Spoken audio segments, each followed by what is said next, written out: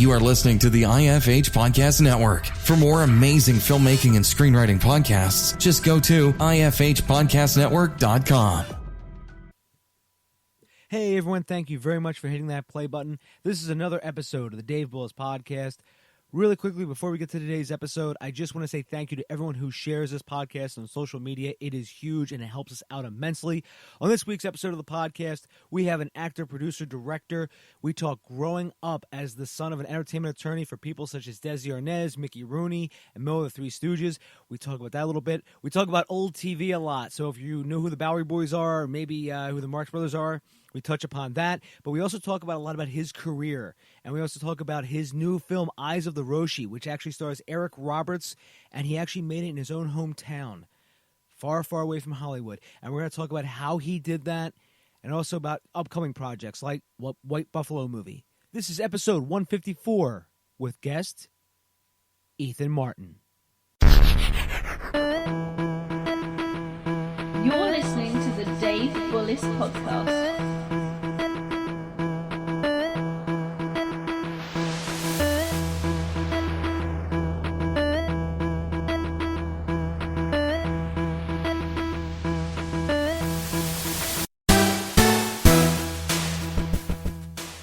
Hey, Ethan, thanks a lot for coming on the show. Dave, thank you for having me. Hey, everybody. My pleasure having you on, Ethan. And, you know, something that we were talking about in the pre-show interview is, you know, your career. And obviously your career, you know, you're out of Virginia Beach, Virginia. Yes. And, again, you're the first person I've ever interviewed from Virginia completely, I believe, unless I'm completely mistaken, which is possible. But you're not going to ask me like some World War II question like who's the most famous baseball player to come out of Virginia, are you? Oh, that's a good question. That was actually I wasn't going to ask that, but now I think I should. Well, I would say Yogi Berra is probably one of the most famous guys to have come through here when the Mets had their farm system here. And even before that, when the Yankees played a lot of games back here, Yogi Berra came through. So there you have it. So I am an American. Now you know that for sure. Okay. Glad we got that out of the way. You passed the test. Yes. Well, so Ethan, I'll ask you then a non-World War II baseball question. Thank you. I'll ask you a question just about, you know, your whole career. And I wanted to ask, you know, what brought you into... Am I about to get a Lifetime Achievement Award? Am I already done? Is this it? Yeah, this is the easy way to sort of break the ice. This is the road to the Lifetime Achievement Award. But yeah, but basically I'm going to break the ice and it's all over. Okay, there we go. Well, it's a pleasure to receive my Lifetime Achievement Award from you, Dave. Thank you. Hey, it's an honor. It's an honor. It's my pleasure, my friend. I was given this task of giving you this award, and I'm task. Task. Man, I'll the rug out from under me. Wow, that hurt. It's all right. I forgive you, man. I love you. It's all good. I'd like to thank my mother, my father, all the little people. Those are the Munchkins. They're right over here. Anyway, I'm sorry. Go ahead. Stream of consciousness, Dave. All right, here we go. So, yes. You know, so when you were growing up, did you always have this love affair of movies, or did you just sort of find yourself in this one day, almost by a form of accident, if you will? A little of both. My dad was very well known. He was one of the foremost theatrical entertainment lawyers going. He produced more than 150 motion pictures, Broadway plays. And so we just kind of, me and my three older brothers, grew up with this atmosphere, even though he tried to protect us from it all. And his clients ranged everywhere from Desi Arnaz to Fernando Lamas to Errol Flynn. He once tore up a $50,000 check for his hero. Oh, my goodness. Judy Garland's counterpart, Mickey Rooney. He loved Mickey Rooney growing up, and he wanted to give Mickey some work. I think this was somewhere in the 60s. And he flew out to Hollywood to give Mickey a check and a job. I think it was like $50,000. Huge money back then. And he was sitting with Mickey's agent, and an hour ticked by, no Mickey. And, you know, Pop's looking at the agent going, where's Mickey? stuck in traffic. He's stuck in traffic. 2 hours goes by. 3 hours. My dad looks up, says, come on, what's going on? He goes, it's at the track. My dad tears up the check, hands it to the agent, says, tell Mickey to straighten out. It broke my dad's heart because he loved Mickey Rooney growing up. Years later, when we built the movie studio in Suffolk, Virginia, Mickey Rooney was touring with Sugar Babies. And the article broke while he was in town about the movie studio, Atlantic Film Studios, that we'd built here. Mickey picks up the phone, ends up getting my brother Jonathan on the phone, and says, you tell your old man he saved my life. Because he straightened up after that check got torn up. Because he said nobody ever said no to him. And that's when he set the bottle aside and got his life back in order. So when Mo Howard of the Three Stooges called the house looking for our old man, that's when we knew he was big time. And so I grew up in that. Wow, that is an amazing story, by the way. Both actually, Mickey Rooney. I've obviously I knew him growing up. Because I'm again a huge movie buff. But even just to have him call and just say something like that about your father, I mean, that's amazing. And being able to straighten him out like that. Tough love, I guess. Tough love. And I mean, my dad literally was brokenhearted walking away from that. I think he ended up casting Maurice Chevalier. It was for a film called Panic Button. And I was actually, I was in my mom's tummy at the time. He was on the set somewhere in Italy where they were shooting. My mom was going to one of the famous female stars, who was also the druggist on the set. And she thought she had the flu, and she went up, my mom did, and she nearly passed out in front of the actress's hotel room. And she said, I think I've got the flu. And she said, Jackie, you don't have the flu. You're pregnant. So my first taste of Hollywood came while I was still in mom's tummy. I was on Italian soil. I was preparing for my first motion picture in mom's belly. So again, you were just born into this, and I was born into it. And the funny thing was, Pop wanted to protect all of us from the motion picture business, which he thought was a little rough and tumble. And he was offered the position to head one of the studios out in Hollywood, and he turned it down because he was a New York guy. He was born in Hell's Kitchen, and he pulled himself up by his own bootstraps. He did not want the kids growing up in L.A. He thought that the palm trees and the smell of eucalyptus would somehow, make us less than New Yorkers. He wanted us to have New York in our blood. Yeah, and do you feel you have New York in your blood right now? Absolutely. Absolutely. I love Virginia. Virginia is a beautiful place. I raised my daughter here, and I'll always be a New Yorker. It's just a different energy. Oh, yeah, completely different energy. Even when I go, I'm from Philly, and even when I go up to New York, you can feel that. You can feel the different energy between the two cities. Yeah, I was in college in California for 2 years, and they used to say to me, slow down. What are you on, speed? I mean, you're just manic. You're crazy. And when I went back home to New York after being out in California for 2 years, all my friends said, what the heck is the matter with you? You on Quaaludes or something? Come on, pick it up.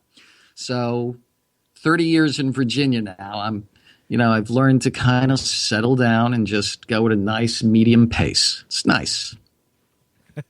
Yeah, I know the fast pace, what you're talking about, because even, I tend to talk fast. I tend to move fast.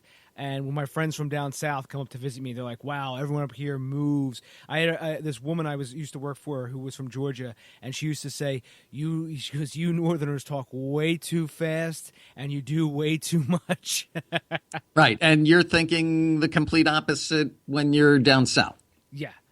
And it's a cultural difference. They always say that America is really 5 different countries put together. Interesting. What 5 are they? There's like the Deep South. Yeah. There's there's like, I guess you could call it the Mid-Atlantic, which would be like, all of New England and New York and Pennsylvania. There's the Midwest. There is the West Coast, and then there is the other states, kind of like Montana, and I forget what they actually call those, but those are the 5 states. I would imagine Alaska and Hawaii are their own state of beings. Yeah, they're pretty much were pushed out. They were pretty much like, not a part of the continental United States. And of course, there's Guam, but Yeah, and then and Puerto Rico. Yeah, there you read my mind. Yes. Being an actor, it's one of the interesting things. I tend to pick up on the personalities, the mannerisms, the patterns of wherever I am. I think it's almost like growing up in the military. You adapt. And it's not because you're trying to put one over on anybody. I think actors adapt. And it just, when you're in Rome, you try and connect with people on their level. And it's something that subconsciously just happens. So it's interesting. That's why whenever I go somewhere, it's like a quick adjustment. So, as we talk about that adjustment, Ethan, I wanted to actually take a step back and actually ask you a question. When Sure. you actually started, getting into this business, I mean, and your dad said that he wanted to sort of, protect you from this business. when you started to get into it, what was his initial reaction? The initial reaction was, you know what you want to do. That's fantastic. You know what you want to do in life. Okay, I'm taking you out to your favorite dinner. So he takes me to Miyako's of Japan in New York, which was our favorite Japanese restaurant. Miyako's was the first Japanese restaurant that opened in New York. It was so popular, it was like going to a speakeasy because it was open during World War II. And only the hipsters knew how to get in because you basically would go up some steps, down some steps, through a garden to like a back door. And it was literally like getting into a speakeasy. It was so incredible that even Eleanor Roosevelt used to go to this restaurant during World War II. So that was like, we grew up. Japanese food was our favorite food. So, we were always kind of frugal because Pop grew up in the Depression. So you ate what was on your plate. There was no waste. And rarely did you order anything you wanted off the menu. But on this night, it was like Passover. Why is this night different from all other nights? You can order whatever you want off the menu. And I went crazy. I was like, oh, yum. Food, everything. Oh, the clear soup, the suimono, the sunomono, everything was fantastic. And Pop says, well, you like the meal? I said, oh, Pop, this is incredible. He said, have you had enough? I said, yeah. He said, are you sure? Yeah. He says, and you really want to be an actor? Yeah, Pop, more than anything. He says, okay, and you've had enough to eat? I said, yeah, why? He said, because that's the last full meal you're ever going to have. He was like, you're never... And so be sure this is what you want. And, he was half joking and half not. He was really concerned that I was never going to eat again. So he was going to make sure at least he sent me off with a good meal. And that was his response. He supported me all the way, and he came out to all the shows, all the openings, all the theater, but he was always worried for me. So at this point, Ethan, when you finally had that your quote unquote last meal, or as you went on to become an actor, when at that point, what was your first gig from there on this road of you decided to go on to be an actor? Interesting. I think when I finally decided that I could come out of the acting closet and really admit acting is what I wanted to do, I think the first that paid professionally was Mother's Day.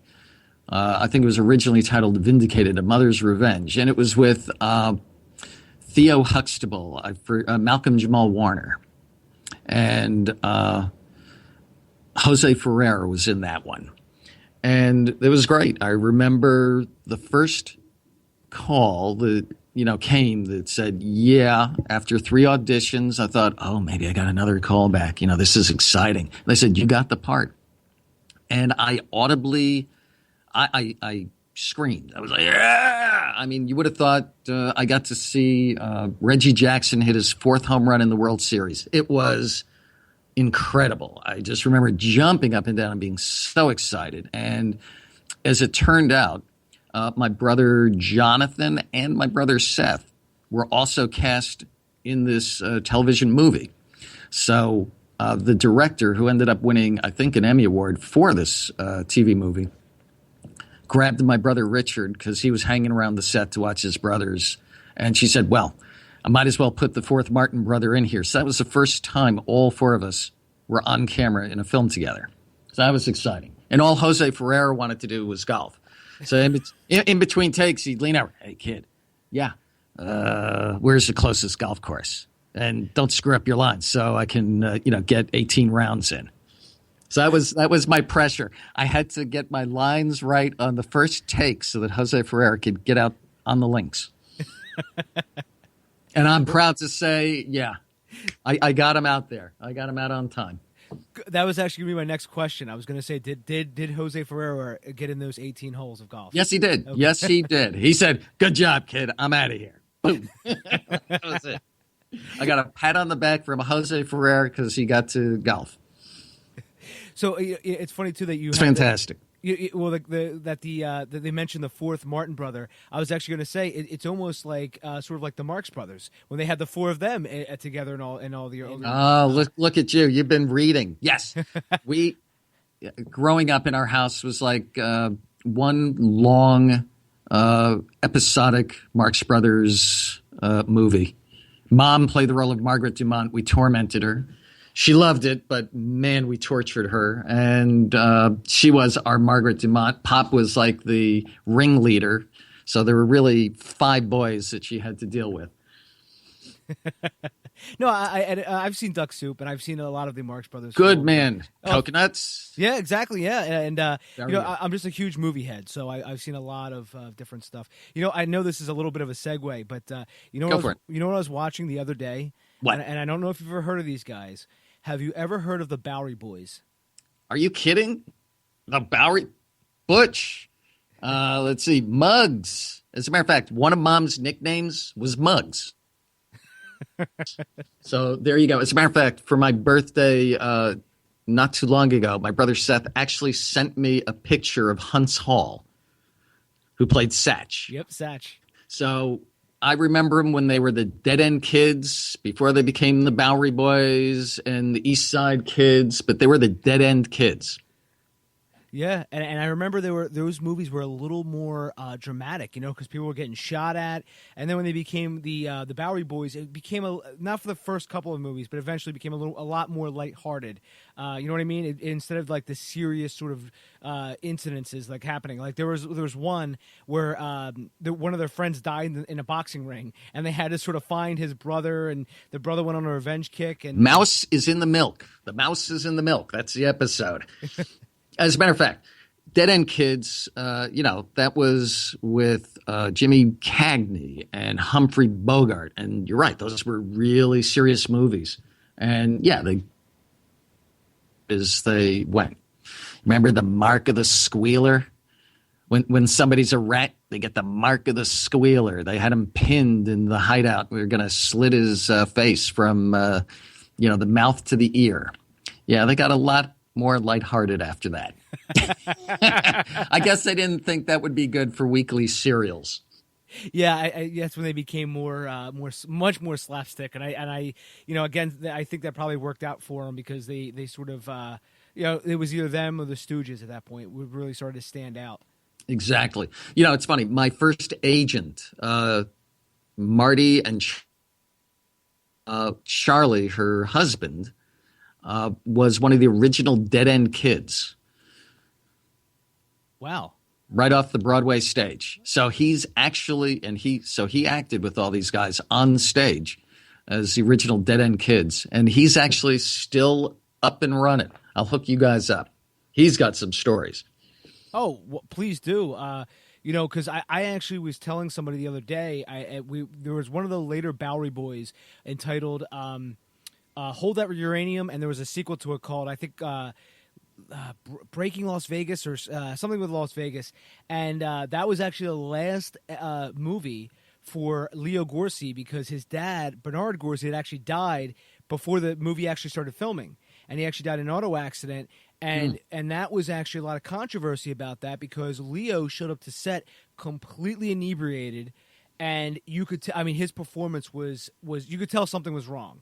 Right. And I mean when you start watching it, and it's afterwards apparently there's a lot more problems behind the set, but I mean it's just interesting to hear all of these all these things because this is all the Hollywood golden era. This is all that interesting stuff, and everyone from that era is either in their late 80s, early 90s, if they're still around. Yeah. So, as we sort of segued off from the whole dead end. I can't believe you asked me about that. That's great. Nobody's ever asked me about the Dead End Kids before. That was my childhood. Dead End Kids, anything having to do with Broadway and motion pictures, and Lenny Bruce. So, yeah, and the producers, the originals, Zero Mostel, Gene Wilder. Oh, absolutely. To give you an idea of my childhood, I grew up being able to sing Springtime for Hitler by the time I was in kindergarten, which made me kind of a different kind of kid. I could perform Lenny Bruce routines by the time I was in first grade. I never actually thought about that before, but yeah. Which made me really popular with the principal. They're probably like, Ethan, now we can't be singing Springtime for Hitler. Even though Dick Shawn was very good in the film. Hey, man, Boomerang, baby. Love power. Well, I'm glad I could ask you a question that you haven't been Go for it. Keep going. I love where this is going. So, I actually was going to bring this back to talking about your acting career. And again, that. My Lifetime Achievement Award. How could I forget? Exactly. Yeah, just going back and talking about the Young Indiana Jones Chronicles. Oh my goodness. Okay. So I just wanted to ask, obviously, how were you able to you went from this Mother's Day with Malcolm John Warner. When you went from there, did you finally say, okay, now? Obviously you probably talked to your dad and said, now I'm starting to get work. I'm starting to become, an actor who has to, go all these auditions. He's a Jewish father. He never stopped worrying. Are you eating? You're not eating enough. Keep eating. I mean, he was happy. They were ecstatic when I got work, and but it was like, when's the next job coming? Are you eating enough? That was it. If I was eating, he was happy. I had a roof over my head and I was eating. Then he was happy. That was the thing. So I'm auditioning for this TV movie, and it's really cool. And my agent at the time kept sending me down for policemen. For some reason, she was bound and determined to get me cast as a policeman in something. I was the young cop. Didn't matter if it was a black police officer, if it was a 65-year-old retired police officer. It could be an Indonesian police officer. She sent me for every police officer. I remember one time going down to audition for the Fincannons, and Craig and his brother Mark were kind of mentors to me, and they gave me some of my first work behind the camera. And they're like, Ethan, what are you doing here? And I'm like, what do you mean? What am I? I'm here to audition for my latest police officer role. He says, Ethan, the guy's 65 years old. He's retired and he's black. And I looked at him, and in those days, it was like a 7 to 8 hour drive one way to these auditions in Wilmington. And I looked at him and I just shook my head, and we had a little laugh together. I said, well, as long as I'm here, do you mind if I audition just so I can make it worth my while? He says, yeah, go ahead. So I do my thing, and I do my little 30-second prep, and I give it to him. And he says, wow, that was great. It really was. He said, if you were any one of these things, I could manipulate it for you, but what a shame. You were that was great. See you next time. And I had to turn around and take a nice 8-hour trip right back to Virginia Beach. I used to go to these things, and this might be something for your young acting audience. And I used to like to go present myself as myself to, the casting people, and then get into character and do my thing. And there was this one guy, J. Michael Hunter, who at this point had a resume that was as long as my arm. Now, I'm short. I'm like 5'6" on a good day, 5'5 3/4, dark hair, swarthy. He was an all-American, 6'2", blonde hair, blue eyes, just a strapping young American. My life, where it would come down to a choice between this guy and me. And I, 2-3 callbacks. And I had 1 or 2 things on my resume that were legitimate.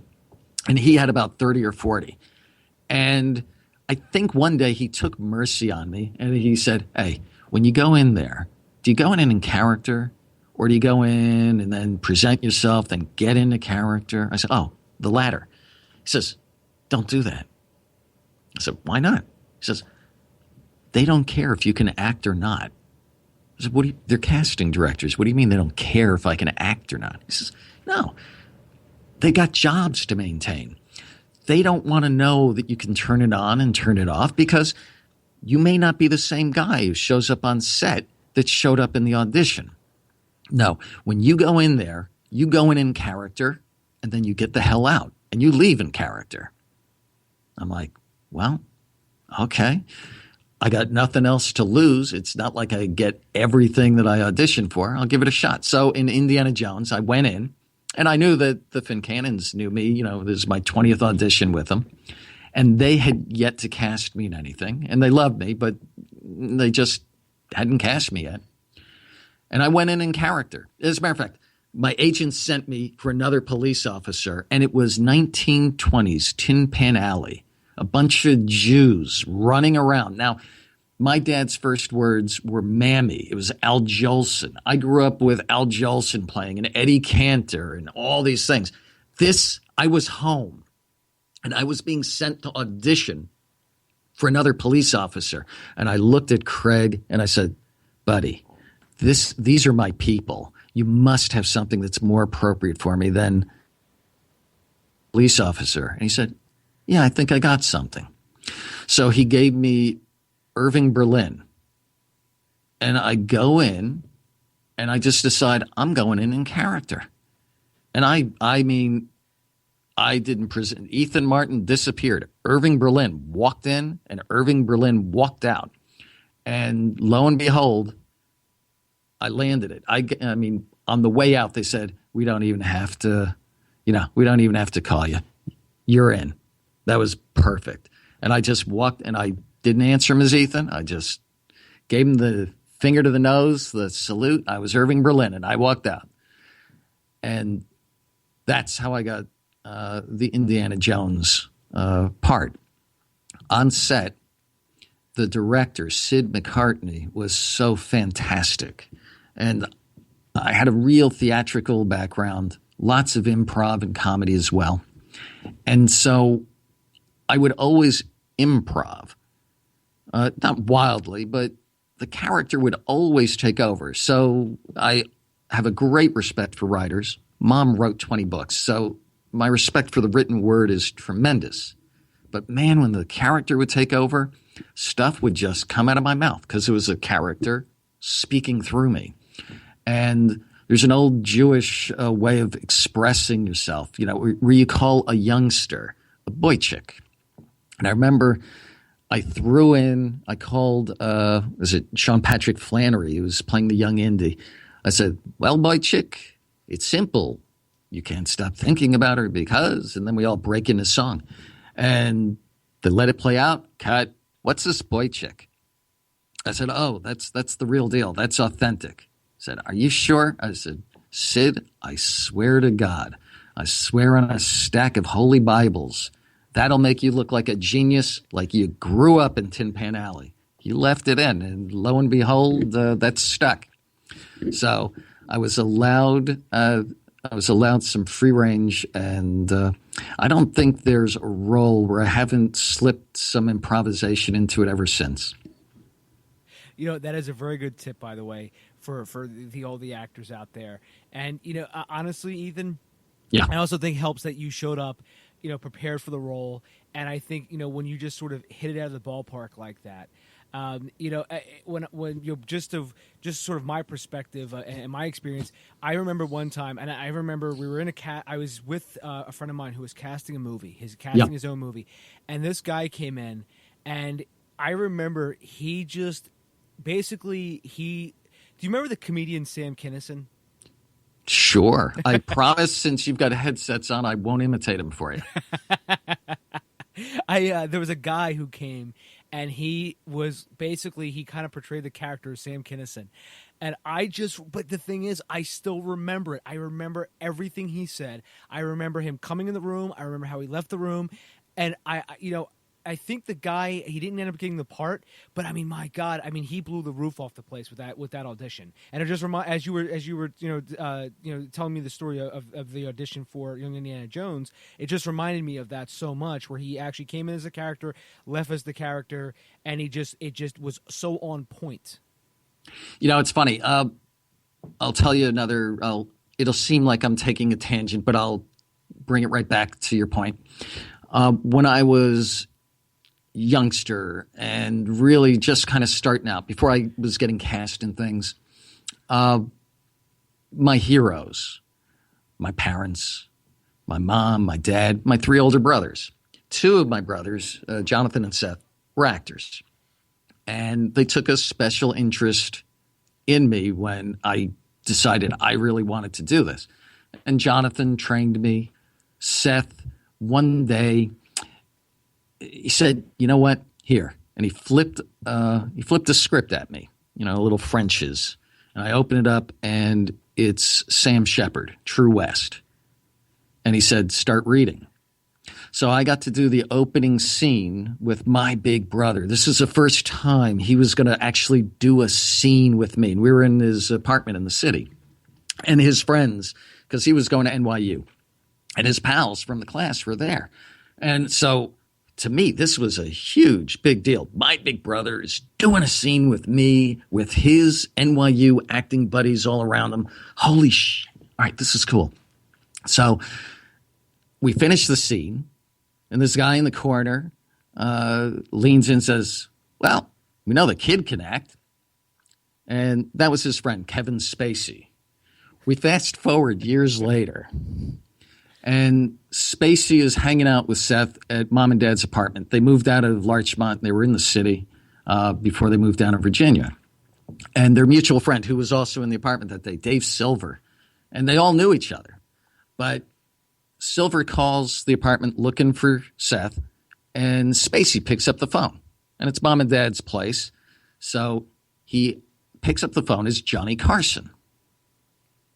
And he starts doing Carson. And Silver didn't believe that my old man knew Carson, but he knew about my dad's history, so he knew all the people. So he's like, "Well, if you're Johnny Carson, then where's Ed McMahon?" And without skipping a beat, Spacey puts his hand over, the mouthpiece, and he turns to Seth in character as Carson. "Well, why is it that everybody thinks we're joined at the hip?" He wasn't portraying. He wasn't doing an imitation. He became the character. And this is what I tell people. Don't portray. Don't imitate. You become the character. Years later, Seth told Silver that it was actually Spacey doing Carson. And he couldn't believe it because he so bought it, hook, line, and sinker, that was Carson.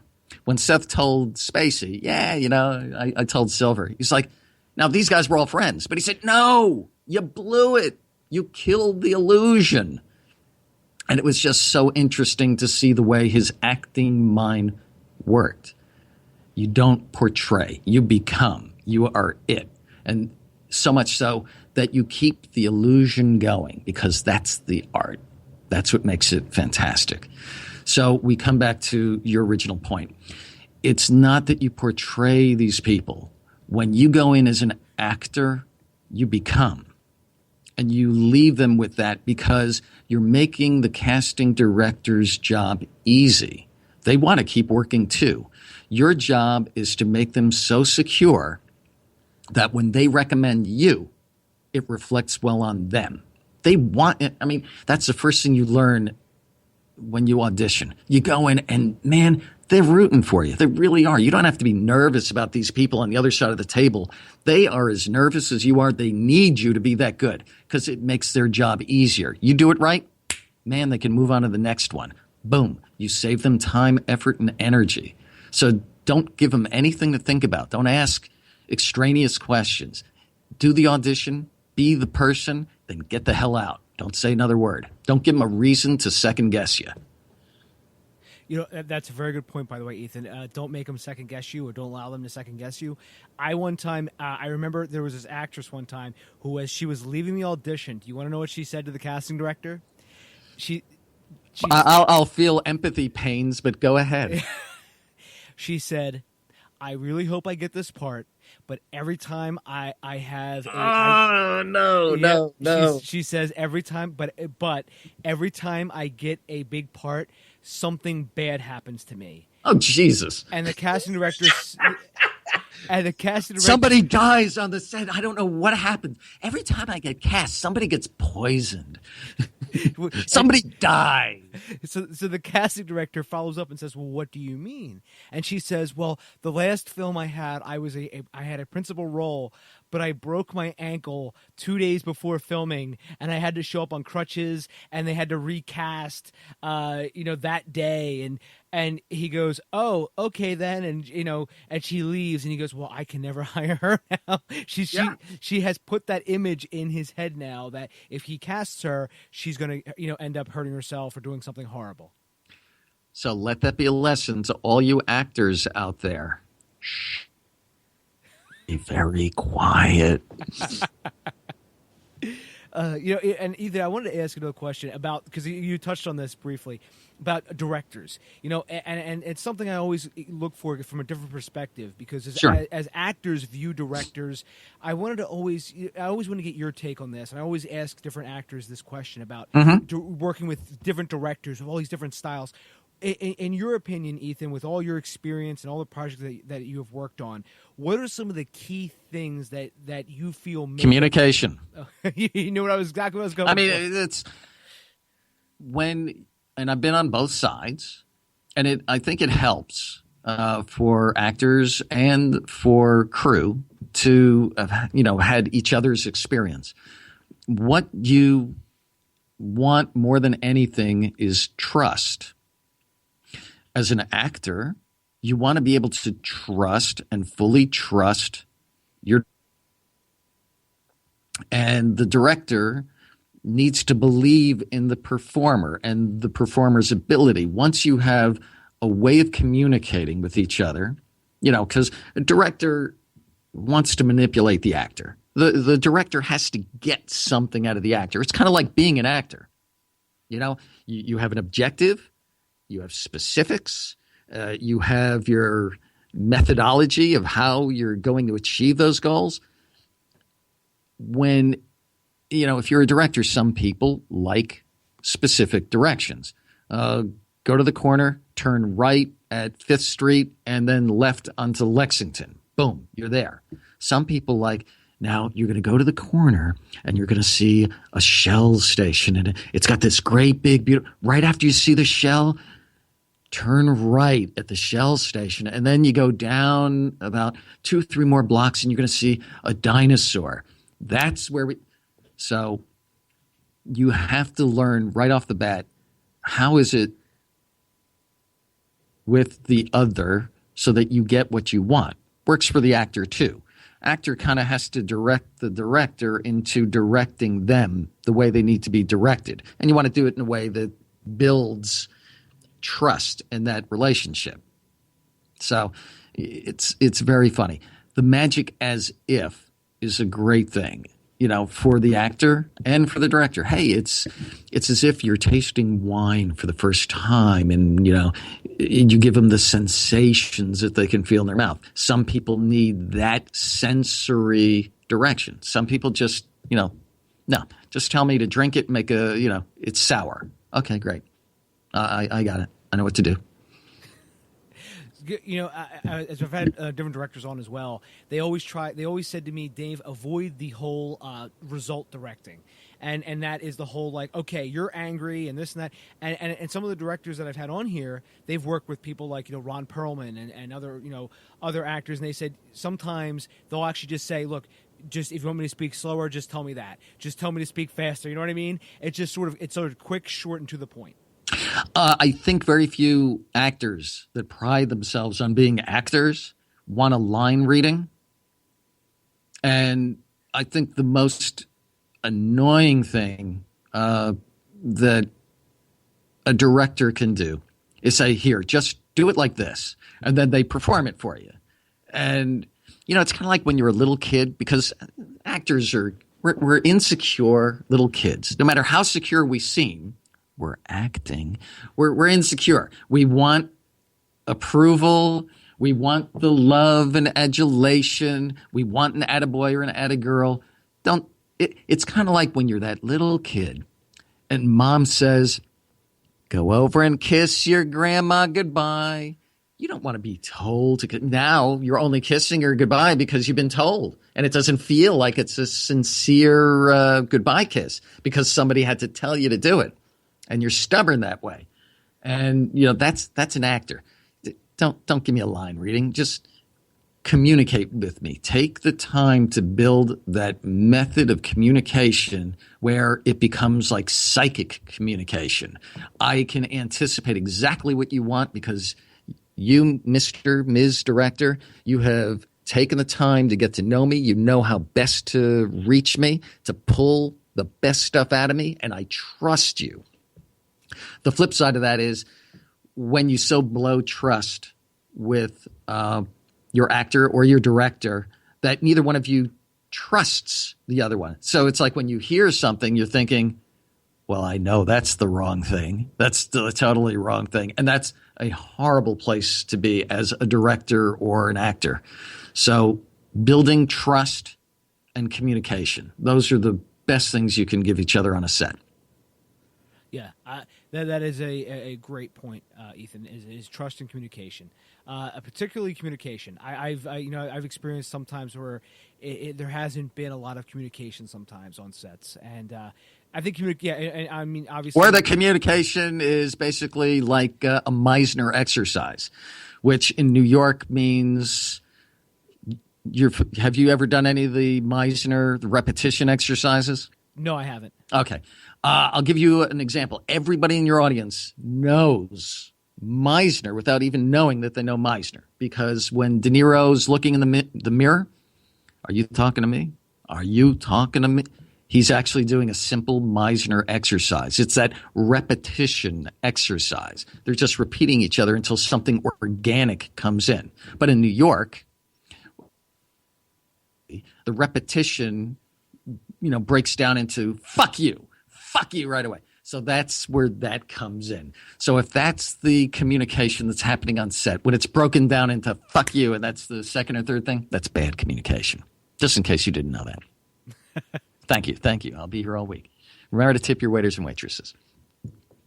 I'm learning all the time, Ethan. I'm learning all the time. There you go. So and this is something too that is as we sort of progress. Obviously through your career. In 2005, you have your producing credit. I don't know. Wow. Okay. What did I produce it? I'm curious. Well, the reason it was called Player's Joy. But wow, yeah. No, the reason I bring it up is because it ties in with my next question. Good. And that is, as actors, they sort of talk about different projects. One thing that, sometimes I recommend to actors is if you really want to play a certain role, write a script with yourself in mind to play that role. And one of the other things I recommend is also always and always try to make yourself a producer because you can actually protect that role. So that and that's just something I usually tell actors to do. Is again, the first part is more important than anything else. But again, writing that script and putting that part in there. But I want to ask, when at this point you decided to actually start producing. Was there any sort of reason why you actually went behind the camera and then you started producing? I mean, did you always have an interest in producing? No, none whatsoever. It came from one of the Fincannons. It was Craig Fincannon again, who, as he was mentoring me, said, "Ethan, listen, you're a really good actor." He said, "You'll be stuck in under fives and day player roles for the rest of your life because you're choosing to live here in this area and on the East Coast. And you should be doing more." He said, "Start producing your own stuff so that you can actually build into and expand into greater roles. That way people see your work, and then you'll start getting cast in more significant stuff." Because basically it's like that casting director. You go in and you give them some assurity that that same person's going to show up on the set. Well, they want to see that you've already been entrusted with something larger, that you could handle it, that you could hit a home run for them. So he said, start producing your own stuff. So my brother John was directing this play. It was Player's Joy. And it was a very Spalding Gray-esque show about baseball, something, me and Seth and John all grew up around was baseball. Our lives were baseball. So we understood this. And as, an allegorical story for life, it just really resonated. So I thought, okay, for a few $1,000s, I can actually bring this to life, get it filmed, and I'll get my first taste of actually producing from the ground up a motion picture, a full length. So that's exactly why I did that. I wanted to get my feet wet, and I thought that this was something that would be incredibly worthwhile and manageable. And the guy who starred in it and wrote it, Ralph Elias, he did an incredible job.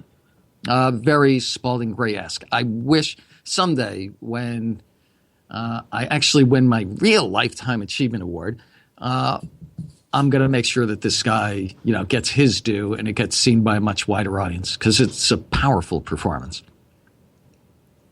And I hope one day, Ethan, you do get that real Lifetime Achievement Award. And Not that the Dave Bullis Lifetime Achievement Award isn't something special, because it is. It is. Thank you very much. You're very welcome. You're very welcome. I've carved out a little niche here in the Yes. internet, Yes. and so and that's just an amazing story, because I always wondered that too about whenever somebody who's in front of the camera goes behind, and whoever's behind goes in front. Because I've seen certain people have been able to sort of transcend this and actually do both, like you have, and you've been able to sort of you've been in front of the camera and done well. You've been behind the camera and done well. So what is sort of the one thing that you've noticed behind the camera that's sort of that one trademark to do well? Because some people would say, well, it's management skills. And other people say, well, it's communication. And other people will say, well, maybe it's just finding the right material. Passion. It's here. Every indie filmmaker is a salesman. Every actor is a salesman. You have to sell. And most of us, we hate to sell. And we don't want to be salespeople. So here's my trick. If you believe in it, it's not sales. It's like when you're a little kid. It's as if you have to get the car keys for that once-in-a-lifetime date. And you don't think to yourself, well, if I punctuate this word, Mom and Dad will really believe me. It'll be very believable. No, you have to have those keys. You have to have that car. You've got to be on this date because this is the love of your life. You're 17. You know you're going to get married and have the most beautiful children, and life is going to be incredible. When you're doing a motion picture, you hopefully are so passionate about the story. If you're an actor, you're passionate about the character you're playing. You believe in it. If you don't believe in it, then it's sales. And then it's very difficult because you can't sell something you don't believe in. Nobody will buy it. And if they do, you feel horrible about it and guilty. And you have to totally throw yourself into the story. You have to totally throw yourself into the character. And it works if you're a sound person and you hate what you're doing, your sound's going to be awful. But if you love it, man, you're looking at all the details. You're going to get all the wild sounds.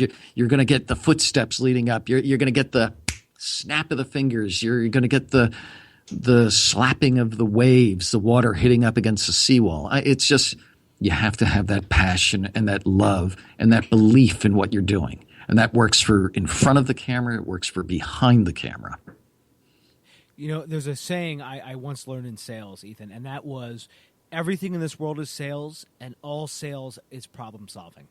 And that's just something that sort of stuck with me. And I know, I know exactly what you mean by, if you don't believe in the product, you feel bad about it. You know what I mean? You don't feel like there's nothing special about it. You got a lot more problems to solve if you don't believe in it. And it becomes drudgery if you don't believe in it. And then that's a job as opposed to a passion and something you love doing. And I wake up every day and I'm excited. I'm happy because, I get to do what I love to do. I mean, first and foremost, I'm a father. And I think I love being a father more than anything else in the universe. Hi, Hannah. But when it comes to my vocation, when it comes to what, how I make my living, I wouldn't want to do it any other way. I love telling stories. I love creating characters. I can do that all day, and it'll seem like no time has passed. Now that's lucky. If you're lucky enough to do that. Exactly, Ethan. You have created a life that you never need a vacation from. Yes. It's just that every once in a while it'd be nice to do that part in Bali. That'd be great. That'd be great. And as we talk sort of about passion and everything, I want to talk about your new film, Eyes of the Roshi. Oh, absolutely. And, I actually was able to get a chance to watch it. By the way, your performance was fantastic. And I'm not just saying that because you're on the podcast, by the way. I actually really do mean that. Your performance was fantastic. So you're saying I could actually be receiving the Dave Bullis Lifetime Achievement Award for the performance in Eyes of the Roshi. You have exactly right. I'm pulling. See, it's kind of like that. There's that old screenwriting method. I give it to you, I take it away. I give it to you, I take it away. You gave it to me, and I took it, and that's great. Maybe I forced it down your throat and took it anyway. Well, I'm curious. For me, there were so many great performances in that movie. What is it about the interactions and the performances? Why did they stand out for you? So I'm going to break it down to three scenes that I think really. There's always one scene, in my opinion, of every movie. No matter what movie you pick up, there's always one scene that defines the movie. And everybody has their favorite, so I can't wait to hear yours. Well, my scene. The three I was going to say were the one with you and Eric Roberts in the hotel room. Okay. There's the the first scene or the last? The first scene. Okay. Where you're sort of you're at the desk and Eric Roberts sort of walks in. There's that scene. The second scene is with Eric Roberts and I'm sorry, I don't know the other actor's name. They sort of come in the ski masks and there's that would be Eric Roberts and my brother Seth as Itchy. So and I mean that scene too. And I'm sorry I didn't know his name. I apologize. No, that's all right. That's all right. I told you there'd be a Marten Brothers quiz at the end of this. And I failed the pop quiz. No, that's all right. That's all right. So pick the right scene. Go ahead. And that scene right there. And I don't want to spoil anything for anybody. I know it's hard. I want to talk and break these scenes down because again, those were my acting teachers, my brothers. And, I love watching them work. And that scene, I don't think it's giving anything away to say that was hysterical. Oh, yes, it was. Especially the part about well, this isn't giving anything away. The part about the door, that's I actually laughed out loud, and I was like, that is freaking hysterical. And then that was and then that scene, and then the third scene was with you at the end. And again, I don't want to give too much away, but it was with you at the end, and that to me, that third scene was basically the antithesis of the whole movie. It's amazing. There were so many good performances, and I appreciate those kind words. I look at Stacey Whittle, who plays Eric Roberts' love interest in the film, and it's a tough role to break out in, and I thought she did an extraordinary job. And it's not one of the flashier parts to play, and she did it so well, and she had to portray so many different emotions. Amanda Dunn as Blanche, the ingenue of the film. Again, so versatile. Can go from comedy to drama in the drop of a hat and be so good at all of them. Chris Van Cleve, that one scene where he breaks out into song.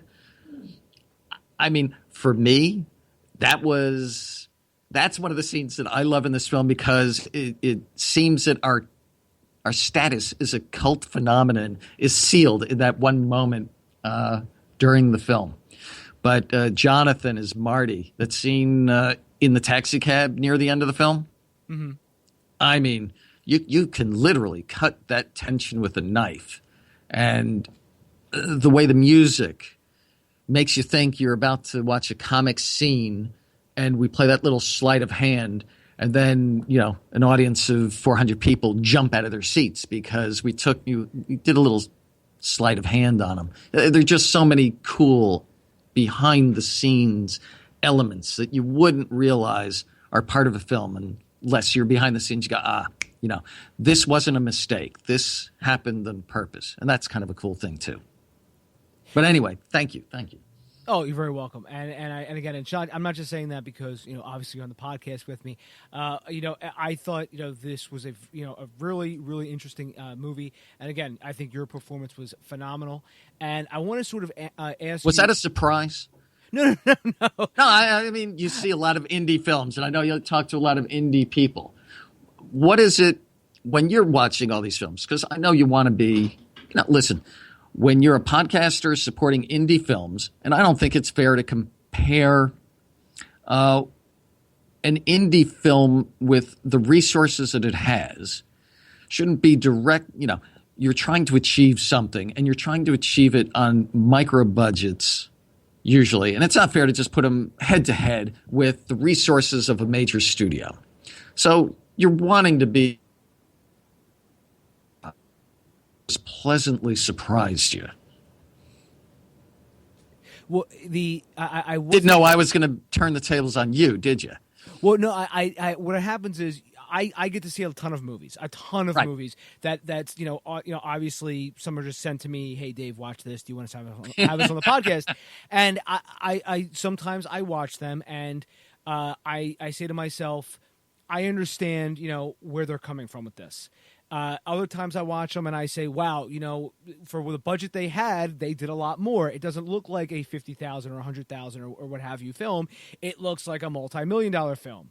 And I'm able to sort of, see different ways of how things are done. And that's sometimes when you just see different things and you're just sort of blown away by different things. And I just think your performance in this was very well done. I think it was, it was, well, I wasn't going to say this either, but I'll say it now. I think you stole the show.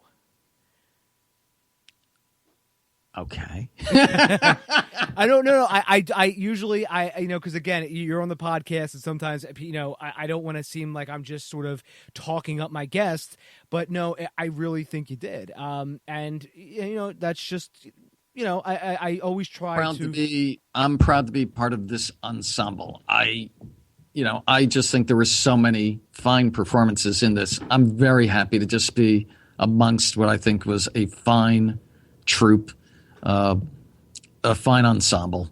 And I'm just really happy to be part of this, this rep company. So that's what I'll say. And thank you again for your kind words. I just want to be able to keep making more of these type of films and bring more of these types of characters to life. So thank you. Oh, my pleasure. And I want to just sort of follow that up with go one ahead. question. Sure. You were a producer of Eyes of Roshi as well. So I wanted to ask, when you're wearing your producer's hat, was this screenplay sort of presented to you? Did you sort of, did you know you know what I mean? Or did you sort of, find it one way or the other? I wanted to ask, how did, because obviously the road to production is very long. Obviously, the road to production is very long. So I wanted to ask you, Ethan, how did you go about getting all these pieces together? Originally, when I was speaking to Grandmaster Adam, and he had his own ideas of what he wanted to produce, and somebody who became one of our associate producers, Mary Mann, she'd been following him around for a year, and she wrote a book based on some of his stories, some of his travels, some of the things that actually happened in his life, and then a bunch of fiction. And they gave me some of it to read one day, and Mary had written something that was, pretty extraordinary in a book form.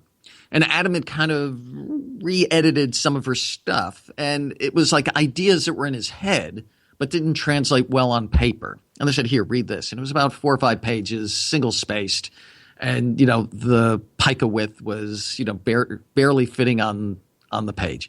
And there was like 6 or 7 characters. And I basically read them straight through. And I was editing and rewriting as I was reading and playing these 7 characters. So, it was like a split personality come to life. And I remember Mary going through her copy of what I was reading. She had a hard copy, and she was looking for where I was getting what I was performing from. And she looked at me when I was done. She said, "Oh, that was pretty good. I can't find any of what you just did on my paper that I wrote, but that was really good." So I looked at him and I said, "Look, what you have here is in book form, not a screenplay. We're going to have to write a screenplay." And we set about writing a screenplay. And when that screenplay was finally written by a very talented writer out of Spain, it would have cost about $30 million to produce. It was just beyond the present capability.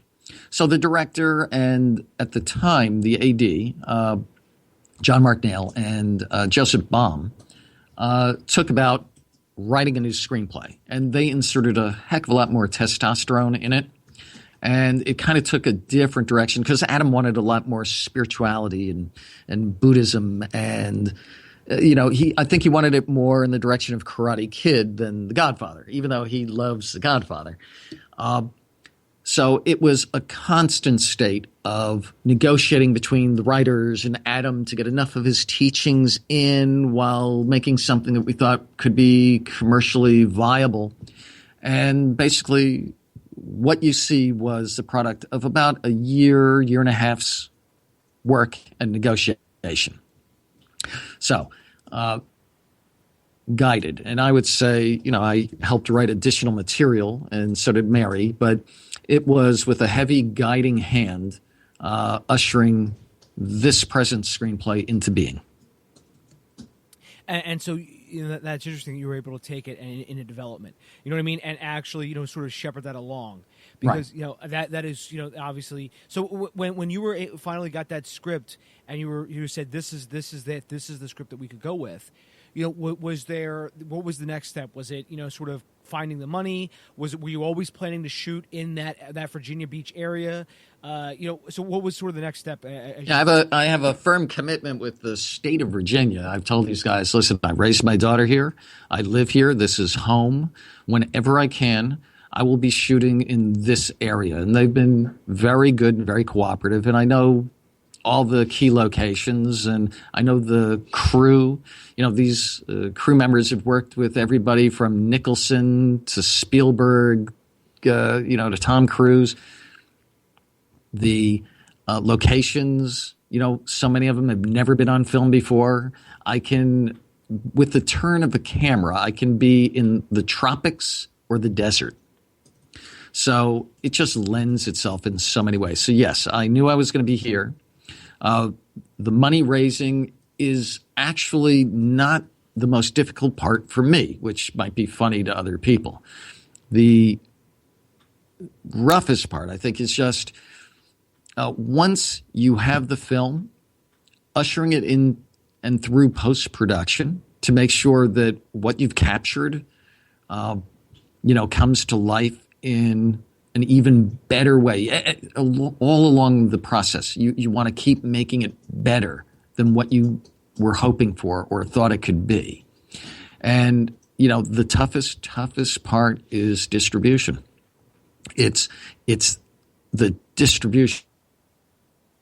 All young filmmakers have an idea of where you're going to bring this film before you make it, unless you just don't care. And, if the story is just you have to tell it because it'll kill you not to tell your story, which is great, then go for it. But, it's show business. So have an idea of where you're bringing it, who you're bringing it to. That's why we were so fortunate to have Eric Roberts, who brings such a great performance, gives us some name credibility.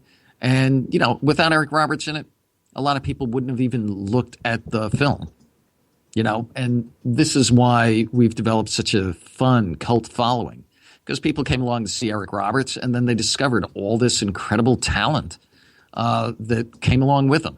And I got to say thank you 100 times over to Eric, because, he came in, he was a prince. He was very giving, both as an actor and, just to everybody, cast, crew. He understood. He's been in more than 400 films, and he just had such patience for everybody. And I thanked him at one point for being such a good teacher. He said, "Oh, no. I'm not anybody's." And I said, yeah, you did, because you were generous with crew. You were generous with other cast.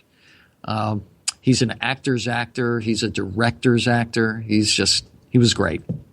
I don't think there was anybody on that set that didn't have a great experience with him. Yeah, I've heard nothing but good things about Eric Roberts as well. I've had some friends, both as actors and filmmakers, who got to work with Eric, and again, nothing but good things to say about him. Yeah, I have nothing but the utmost respect, both for what he did on camera and what he did behind the scenes. So now, and also, Ethan, just you sort of mentioned this, and I wanted to ask you about this. I'm glad you brought it up. Was distribution? Yeah. That's sort of like the new key word because of all this. Because it's a lot easier, quote unquote, easier to make an indie film now, but it's a lot harder to get people to see it because it's a war of eyeballs and ears, right? Well, it's the democratization of film. Once film went digital, and it's only been a little over 10 years where it really went from experimental.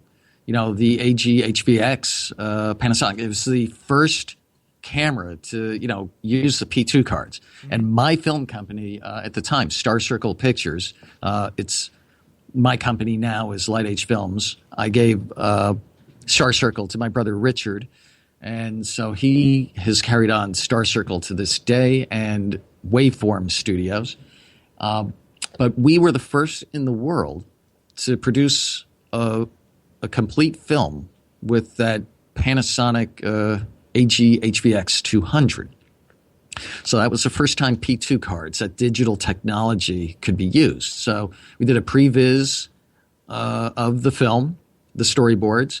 We shot and edited right there on set, and in 2 days we had a 20-plus minute film, fully edited rough when we wrapped. And I remember speaking to the guy from Fast Company magazine. I think he ended up winning a Pulitzer Prize, and I can't think of his name right now. But, I said to him, within 10 years, digital will be how the majority of films are made. And he was like, well, I think that's a bit ambitious. I said, you watch. It's rather than ship 1,000 film prints all over the country with a push of a button, they'll be able to, send the film to theaters. It's on shipping you're going to save, on processing you're going to save. And here we are. So film has been democratized. The great thing about that is anybody with a passion to tell a story can tell the story. The bad thing about it is anybody who's got the passion to tell a story can tell a story. So some of these are great and should be made and wouldn't have been made. And some of them are horrible and never should have seen the light of day. But anybody who wants to make a film can make a film. So how do you get your film seen? Well, if you're trying to make money at it, there's a lot of luck and there's a lot of business that goes into it. I'm very fortunate. For me, it's kind of full circle. When I was a kid, one of my dad's business associates was Independent International Pictures Corporation president Samuel Sherman. And Sam wanted to see the film. He was going to give me some pointers. And he's one of the most knowledgeable guys in the business. And he still has huge connections. And he's got a vast library of films. Some of the classics, some of his own. And it screens about an hour and 47 minutes. Roshi does. I send it to him. Hour and 57 minutes later, he's on the phone to me. I love this film. He says, you have a very saleable motion picture. I'm going to represent it for you. We're going to get this sold. Be patient. It's rough out there right now, but I'm going to get you a distribution deal. So for me, I'm really lucky. I'm in the hands of, an old-time mensch of motion pictures, Sam Sherman. Not everybody has that. So for me, all I got to do is provide Sam with, materials as he shops it for us. For other guys, again, that's another reason why you have to believe in what you're working on, because it's your passion. It's your never give up, never say die attitude. It's networking and being seen and seeing people and, finding the people who you can trap and show your film to. This is how, when you're starting out, you got to do it. You got to know people. You've got to break down doors. You have to get past the gatekeepers. That's how you do it. Yeah, and again, you mentioned a little bit of luck as well, and also you mentioned about knowing what you're going to do with your film. Honestly, I've had friends who've had different variations of experiences of luck, of highs and lows, doing all sorts of different ways to release their films. And some will have just released it on YouTube and said, here it is, it's free.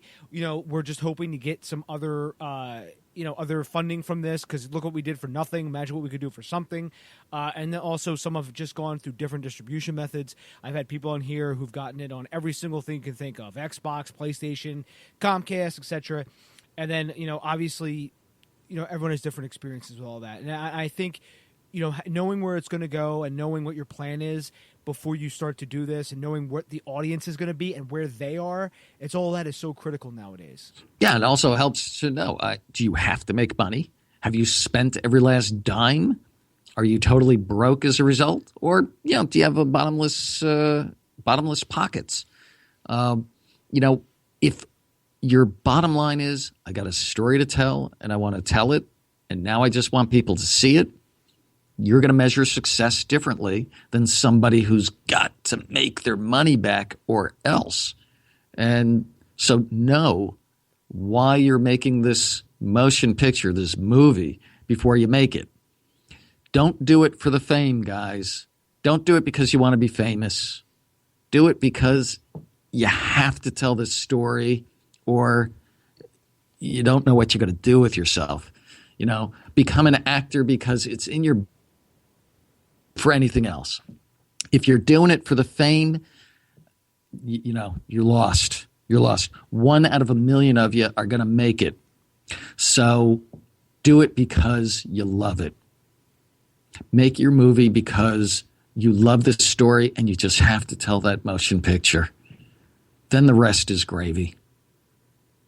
I could not agree more, Ethan. I've experienced too many people who like the idea of becoming an actor or like the idea of becoming a filmmaker, but they don't actually like the process of it, because that process is a lot of hard work. For whether you're an actor, writer, director, producer, it's all hard work, a lot of patience, a lot of timing, creating a network, creating a portfolio, and a lot of people just want that whole to be seen mentality.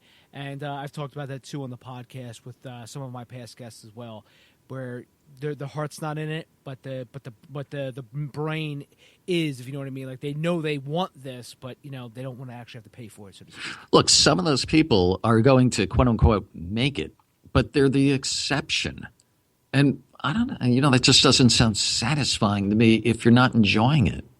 I mean, if that's what you want to do, okay. But it's kind of like being stuck in a 9-to-5 job. I mean, most actors I know, including myself, we're horrible at 9 to 5. It's a box that we just can't wait to break out of. So what would be extraordinary to me is somebody who doesn't like that creative field, and that feels like a box. I mean, if you enjoy the 9 to 5 world and you just want that security and you want a paycheck, be happy there. And if you want a taste of film, then go finance some indie actor or producer and help them make their passion happen. Yeah. And I know exactly where you're coming from too, Ethan, about, some people will make it. And, it's just sort of interesting to hear all these perspectives. You know what I mean? That's at the end of the day. That's why one of the reasons why I started this podcast. Also, you mentioned 9 to 5, and I was, people who know the history of this podcast. I started this podcast because I was passed over for a promotion at my 9 to 5 job that was rightfully mine. Those bastards! They passed me over. Let's get them. And you know what they said to me? Can you train? Do you want me to break their legs for you? Oh, believe me, the last. I know people. Oh, don't tempt me, Ethan. There's one guy. I don't hold vendettas, but this one guy. Man, he and I. He's I hope he's listening, and I hope he's got a good hideout. Oh well, I actually, if he ever is listening, I would love him to get in contact with me. Because honestly, me and this guy, the last meeting we ever had with each other, we actually just told each other what we really think of one another. And, it was like I've never, in all of my life, of all 30 years that I've been on this planet, Ethan, yes. I have never thought that a boss and myself were going to get into a fist fight. Me and this guy, I really thought I was going to lay this guy out. I honestly, a lot of hatred for this guy, a lot. And those were the good feelings. You're not kidding, man. But you know what? He did you the greatest favor. He set you free. He set you on your course. So basically, what happened was, 2 years ago, actually 3 years ago now, 2014, I got passed over for a promotion that was rightfully mine. And he gave it to somebody else. And then that guy left. And then they wouldn't give me the job anyway. And then finally, he and I just started having it out. And I have the crazy stories I have from that place. Nobody would ever believe it. And, it's just, that's what was killing me. And I wanted to do more film stuff. And it was like every time I was trying to get out that door, I couldn't get, I have friends who do indie films. They're like, Dave, we could use you. Okay, great.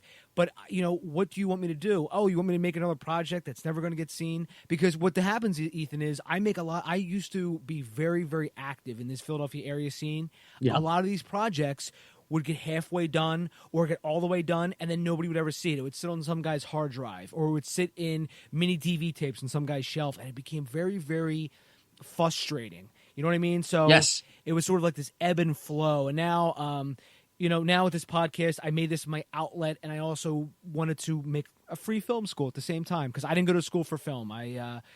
I was an idiot, went to school for business. And so yeah, it's kind of like a free film school, not only for me, but for everybody else as well, if you know what I mean. Yes, I do. And the best film school there is making motion pictures and getting on other people's sets. Yes, it is. So, Ethan, I know we've been talking for about, an hour 15-ish, roughly. It only felt like an hour 10. Maybe an hour 6 even. It was great. Oh, thank you. You're very welcome. So, has it really been an hour 15? Yeah, it really has. Sorry, listeners. I just wanted to ask, in closing, Ethan, we talked about so much. Oh, you're getting rid of me, huh? No. Okay, fine. See if I care. Go ahead. Where's this guy? I want to talk to him now. Now I see why he almost took you down. Okay, fine. Here, I tell you what. I'll tell you one of my stories about 9 to 5, and then you can ask your final question. All right, sounds good. Get rid of me. I had an employer, let's say, who it was a radio station. And they originally hired me because I thought I was an out-of-the-box kind of thinker. And, I was a little different, a little quirky. And, it was creative. Great. And they spent the entire time trying to stick me in the box. They loved the creativity, but they didn't want me to be creative, which I found very stifling. And my boss was a bit of a yeller. Call her Old Yeller.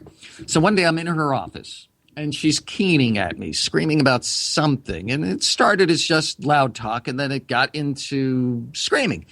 And without saying a word, because I'm just sitting there, going, this can't be happening, but it was. So I'm looking around the room while she's yelling at me, and I notice she's got that Dale Carnegie diploma on her wall. Now, you remember Dale Carnegie, How to Win Friends and Influence People? Oh, yeah. Right. So she was a grad Carnegie course. So I just stood up, walked around her desk while she's yelling at me, and she's screaming at me, wondering what the hell I'm doing. And I just lift the diploma off her wall, and I gently lay it in front of her, and I say, I think you need a refresher course. And I walked out of the office while the screams got louder and louder. That pretty much summed up my 9 to 5 experience. It's us against them. Yeah, I obviously did not belong in that 9 to 5 world. What's your last question? Well, my last question, Ethan, was... Time's up. I think it's an hour and 16 minutes now. You blew it, Dave. You could have... All right. You know what? Geez, No. Go ahead. Go ahead. No, I was going to say was, Ethan, I think that sums up my final question was, yes. Is there anything that we didn't get a chance to talk about they may wanted to talk about, or is there anything that you wanted to say to sort of put a period at the end of this whole conversation? But I think that 9 to 5 story kind of put a very nice sum up of the whole conversation. But unless you wanted to throw something else out there. Well, there is just one other project that I'm currently working on that I want to bring to people's attention, in addition to Eyes of the Roshi, which, is everything from dark comedy to a bit of a splatter fest. On the other end of the spectrum, I have a documentary about Native American wisdom called White Buffalo, and that has been an incredible passion project that my brothers and I have been working on since 1994. And that'll be finished by the end of this year. So again, I say to all the filmmakers who are participating in this podcast, do it because you love it. Because you may be married to your project for more years than you can imagine. So make it a happy marriage. And that sounds like not only an amazing project, Ethan, but that is an amazing way to sort of sum up this whole conversation, is you have to love it. Beautiful. I love this. And Ethan, I wanted to ask, where can people find you out online? Let's see, various places. I have a website, ethanmarten.com, and I spell my name a little strangely. It's Ethan, E-T-H-A-N, Marten, M-A-R-T-E-N.com. And from there, you can hit the Facebooks for Eyes of the Roshi, for actor, producer, activist. That's me. For White Buffalo and American Prophecy. And then, of course, the Twitter and the Instagram, and the trailers are online. And I think I inundated you with links. So if you want to share any of those, you go right ahead. And on my website, your readers may be interested in a backstory that I tell about my father and his getting the distribution for Plan 9 from Outer Space, the worst movie of all time. I was just talking about Plan 9 from last night, by the way. You were? With who? Friends of mine. Here's an interesting little tidbit about Plan 9. Okay. I actually became friends with, I'm blanking on his name right now. He was one of the officers in the movie. Okay. I forget what his name is. I can't believe I'm blanking on this. But anyways, he and I ended up talking for a while over the phone. This is before I made the podcast. Yeah. And now he's actually the last surviving member of Plan 9. Oh, really? Yeah, he's because everybody else now has passed away. but he is the last person, and I can't remember. I'm sorry, I'm blanking on his name, but no, it's just interesting because I was talking to people about that, and I have his autograph. I'm actually rearranging my office right now, and I have a lot of stuff, but I was just talking about that because people brought it up, and I was just saying, hey, by the way, I this is a little story about that guy. So, but it's always, all this stuff is interesting to me. All of it. It's just, who knows who started and what. It's very interesting to hear all these different perspectives. Exactly. And I will also link to all of your social media stuff in the show notes, by the way. Ethan, by the way, your social media is on point. You that one retweet, I just got a ton of people, retweeting that same thing and favoring it. So we also have a mutual friend, by the way, I forgot to mention, Kevin Tan. Oh, sure. He was one of the actors in Roshi. Yep. And we have two really good friends because I think that's the reason why you discovered Eyes of the Roshi, Carolyn Sames. Yes, we do. God bless her. She's our Twitter queen. Yeah, she actually recommended I talk to you. And well, God bless her for that because she has been quite a friend to a lot of indie films. Yeah, it's her and Francis Motley. Just these are people who just